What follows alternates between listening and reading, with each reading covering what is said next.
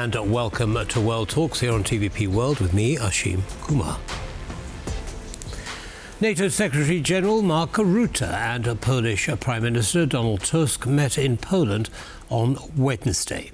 They reiterated the need for increasing defence spending and maintaining support for Kyiv amid Donald Trump's return to power when they met on the 13th of November.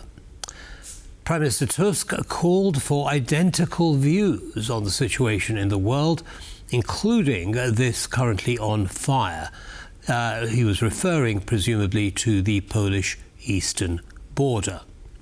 A new NATO missile defence shield was inaugurated on Wednesday in Redzikowo, Poland. This base marks a significant advancement in the defensive capabilities of NATO's eastern flank amid growing security concerns.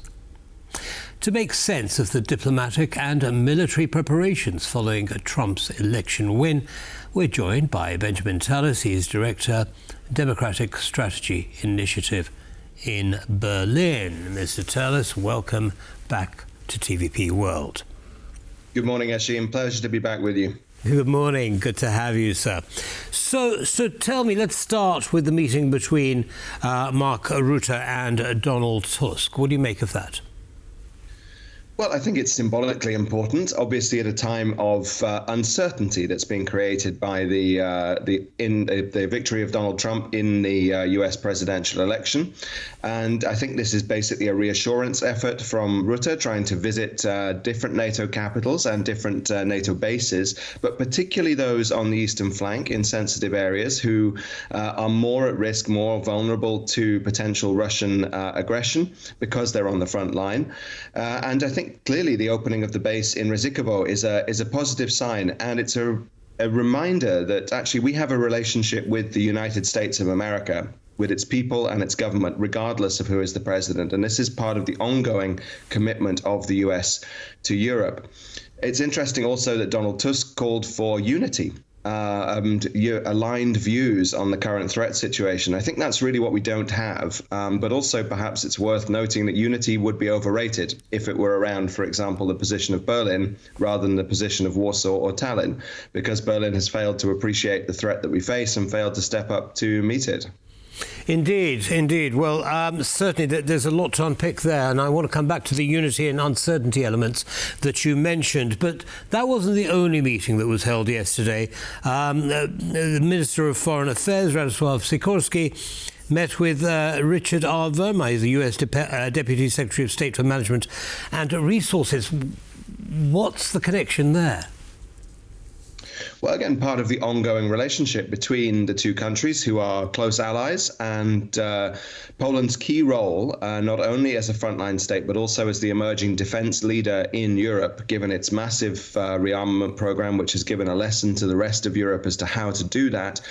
Clearly, Poland is an extremely important ally. And so this meeting comes as no surprise. Again, part of the regular contacts that are made between governments, especially when they have a lot to do together. And so this Redzikowo base would be a part of that discussion, but also the wider question of sharing analysis of what's happening on the eastern flank, sharing analysis of what's happening in Ukraine. And it was interesting to note that you mentioned Moscow was disappointed with this move to open the base. Well, that's a good thing. Anything that disappoints Moscow, I think we can take some pride in.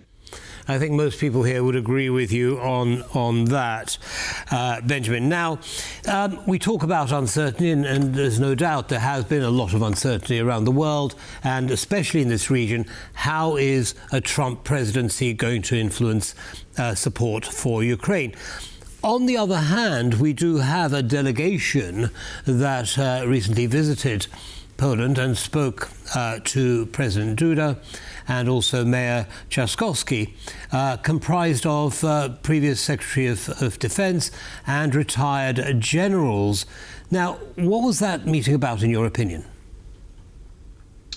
Well, again, discussing the ongoing state of the alliance, the ongoing state of European defense, which we know is still heavily reliant, despite Poland and the Baltic states' rearmament, despite the Nordic states, Finland and Sweden joining NATO, it's still heavily reliant upon US capabilities, not least in terms of what are known as critical enablers, So intelligence, surveillance, reconnaissance, command and control, electronic warfare, and logistics. And so I think some of the discussion would have been looking forward how the US works with key allies where there's likely to be a greater affinity or greater possibility of working with a Trump administration, excuse me, to make the best of that, the bilateral alliance as well as the alliance in NATO, but also to work out where any weak points would be and how they can be addressed, and to look at where there is scope for political leadership to be taken in Europe. And this is something I think is worth really emphasizing at the moment. There's a lot of paralysis and a lot of anxiety that's causing that paralysis around the world because of the uncertainty that has been brought in by the Trump administration, because we don't know which way it's going to go. We don't know how all those appointments are going to work out or which policies it will follow. But when the going gets tough, the tough get going. And that's what Donald Tusk was doing when calling for a coalition of the willing in Europe to actually secure Ukraine, which would be the biggest step we can take to securing Europe. Yes, I understand that.